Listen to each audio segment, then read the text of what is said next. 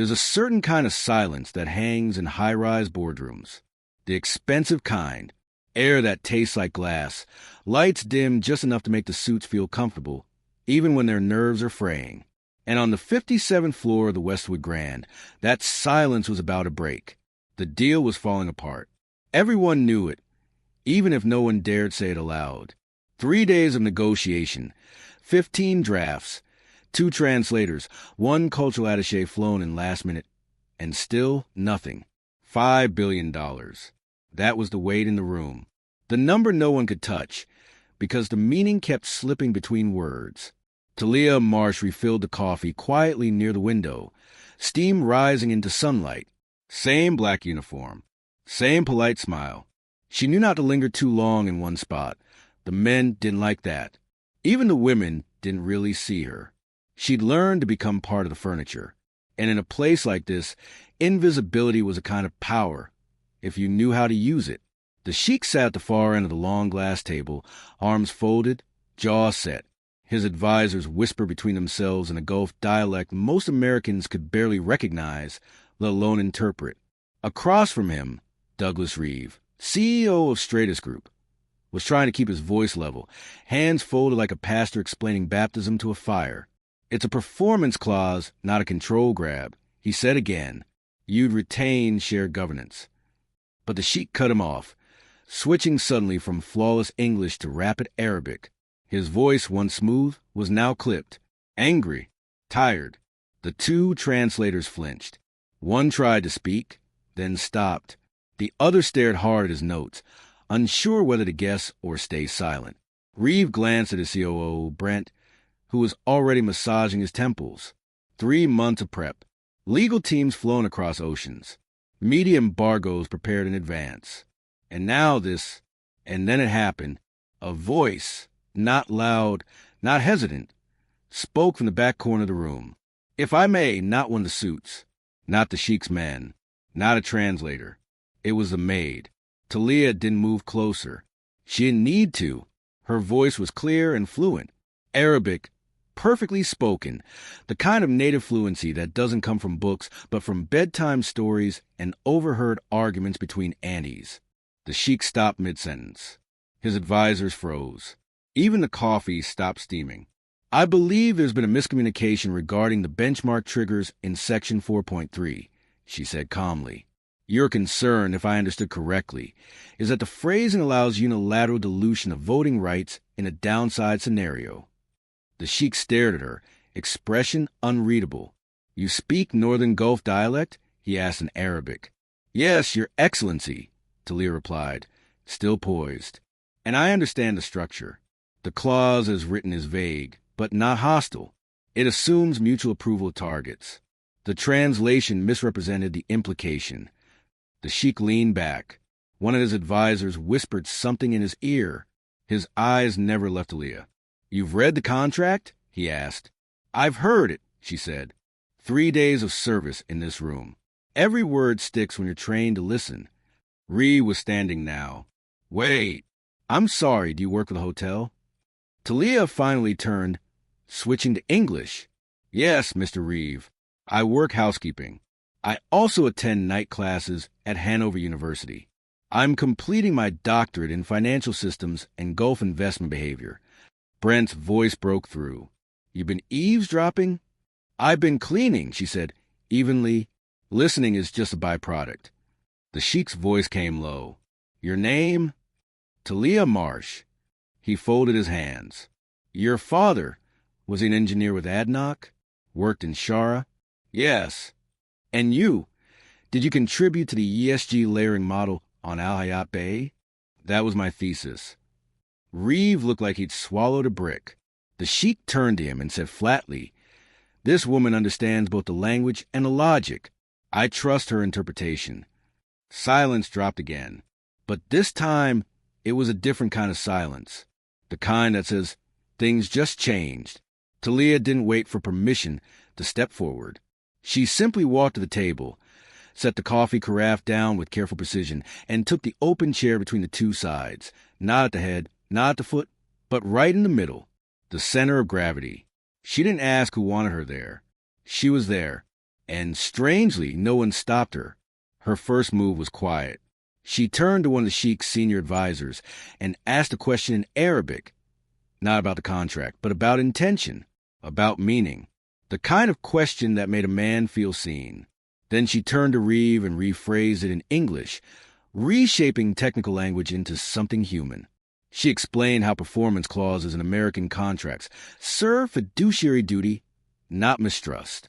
And then, in the sheik's tongue, she translated how those same clauses, framed improperly, could insult a Gulf investor's dignity. What she offered wasn't just language, it was alignment. She translated feelings, structures, assumptions. Brent sat still, scribbling half-hearted notes, trying to hide how lost he was. Reeve leaned in, like a man waking up inside his own company for the first time, and the sheik, whose jaw had been tight for days, finally loosened his shoulders. After an hour, Thalia checked her watch. A cheap plastic thing, worn but reliable. "I have class at 7, she said. Reeve stood so fast, he knocked his chair back a few inches. "I'll speak to the hotel manager. You shouldn't lose your shift over this." Thalia looked at him, not rudely, not kindly, just directly. "Mr. Reeve, I've worked 3 jobs since I was 19. I know how to lose a shift, but I also know when something rare is happening in a room." Then she stood and gathered her notes. Not the hotel notepad. Her own spiral-bound, written in 2 languages. The sheik rose with her. "Will you return tomorrow?" "If you want this deal to close, Your Excellency," she said, "you'll need someone who knows both sides." He gave a small smile. "I don't often ask the same question twice. But yes, I do." That night, Thalia walked home through Harlow with her coat slung over one arm. Her mother was waiting up, pretending not to be. "You smell like tension," her mother said, stirring tea at the kitchen stove. Thalia leaned against the wall, pulled her shoes off slowly. "They offered me a chair at the table. Did you take it?" "I had to go to class." Her mother laughed softly, shook her head. "That's the problem with you. You think your dream should wait in line." The next morning, the hotel manager approached her during shift briefing. "They've asked you not to return to that suite in your uniform," he said. "Stratus is covering your time, and they requested you be brought up as a consultant." Thalia blinked. "Are they serious?" "As a stroke," he said. Then, quieter, "We always knew you were overqualified. We just didn't know how overqualified." She didn't reply. She didn't need to. At 2 p.m., she returned to the suite, not in black and white, in a tailored blazer and flat shoes. No briefcase, just a folder. No security escort. No badge. And this time, when she entered the room, they didn't flinch. They stood. The sheik nodded in greeting. "Ms. Marsh." "Your Excellency." She walked to the same seat, now clearly hers, and opened her notes. "All right," she said. "Let's make this make sense." The next 2 days changed everything. Thalia rewrote entire sections on the fly. She inserted cultural clauses that gave the sheik symbolic control while protecting Stratus's legal obligations. She explained to Brent why the language around fallback arbitration felt like imperialism. She showed the sheik why performance metrics weren't an insult. They were Wall Street's way of saying we're watching each other. She did this with no ego, no theatrics, just fluency of language, of systems, of emotion. On the 3rd day, Brent asked her during a coffee break, "How'd you end up here?" Thalia stirred milk into her cup. "You mean, how did I end up cleaning rooms?" He hesitated. "I didn't mean it like that." She turned to him, flat but not cruel. "I graduated during the crash. Offers dried up. My dad got sick. My mom didn't have a pension. I took the job I could get and studied at night. That's not failure. That's survival." Brent looked away. Sometimes truth stings more than insult. By the afternoon of the 4th day, the suite didn't feel like a battlefield anymore. It felt like something sacred. The air was lighter. The voices were slower. The posturing had melted into actual dialogue. No one raised their voice because no one needed to. There was nothing to prove, only something to build. And at the center of it, Still calm, still quiet, still wearing that same steady watch on her wrist, was Thalia Marsh. She wasn't the translator anymore. She was the architect. They gathered around the table one final time to review the restructured agreement. Reeve read through it with a kind of reverence, like scripture he'd misread for years. The sheik's advisors nodded in satisfaction, one even making a small gesture with his hand that meant you've done honor here. And then, finally, the sheik signed. So did Reeve. Flashbulbs went off. One of the legal aides took a ceremonial photo. Thalia intentionally stood outside the frame, because some victories don't need to be documented, only felt. After the signing, the sheik approached her. "Ms. Marsh," he said, his voice lower now, "we're expanding a sustainability division in New York. We need someone who speaks both languages, both systems, both hearts. Would you join us formally?" She didn't answer right away. He noticed. "You hesitate." "I've lived long enough," she said, "to know that offers like this don't come without cost. I also have school and responsibilities." "Well, wait," he said. She smiled. "Then I'll consider it." Reeve stepped forward. "I hope you'll consider us too," he said. "Stratus has a few blind spots to fix. We need someone who knows where the edges are." She looked between the two men, the sheik who saw value in nuance, and the CEO who had learned humility the hard way. "I appreciate both opportunities," she said, "but I've spent most of my life fighting to finish what I started. Let me finish my doctorate. Then we'll talk." She left quietly. No farewell, no flowers. Just walked down the hallway where, for days earlier, she'd pushed a cart full of porcelain cups, careful not to let them clink. Now her hands were empty, and yet she had never carried more. A week later, a package arrived at her apartment. A wooden box. Simple, clean, no return address. Inside, a fountain pen, carved from olive wood. The sheik's family crest etched into the cap, and a handwritten note. "The water in the well is deeper than the surface knows. Let no one tell you what you are by looking at where you stand." She held it for a long time, not because it was beautiful, though it was, but because someone had seen her, not as decoration, not as surprise, but as a force. Months passed. Her schedule shifted. She dropped her overnight shifts, picked up teaching hours at Hanover, quietly, under another professor's wing. She helped undergrads who reminded her of herself, too smart for their circumstances, too quiet to be noticed. One day, she passed the Westwood Grant on her way to a guest lecture. Construction crews were working outside. A banner hung between two cranes, Stratus Plus Azra Global West End Sustainability Initiative, breaking ground today. Thalia stopped for a second, watched the men lift steel into the sky, and smiled, not because she needed credit, not because she'd finally arrived, but because she knew she'd never really left. She had always been here, just waiting for the world to catch up.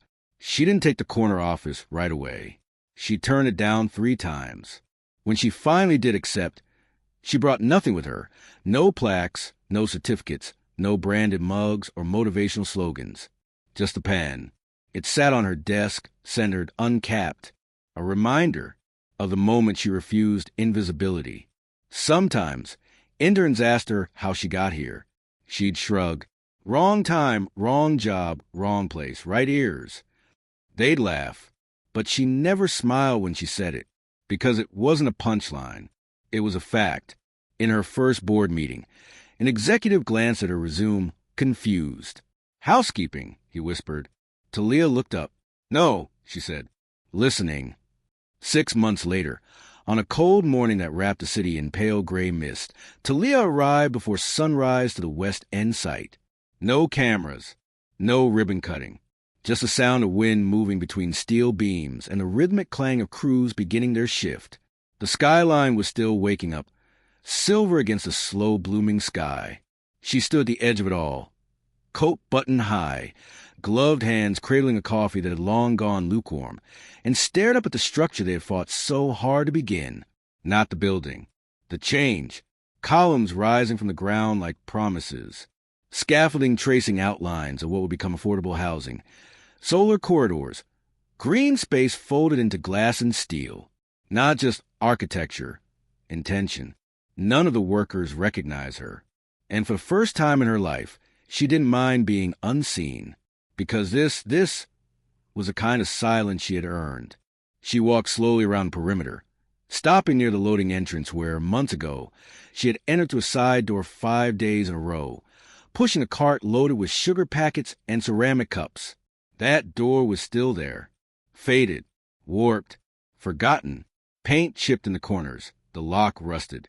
She reached out and ran her fingers along the handle, not to open it, just to remember how cold it used to feel at 5 in the morning, back when she had to swipe into the service entrance, not because of policy, but because no one ever imagined she belonged upstairs.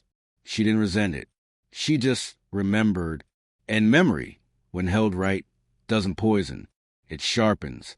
That afternoon, as the sunlight turned golden against the conference room glass, a knock tapped softly on her open office door. Thalia looked up from her screen. A young woman, maybe 22, maybe not even that, stood holding a notepad, nervous posture, eyes full of questions.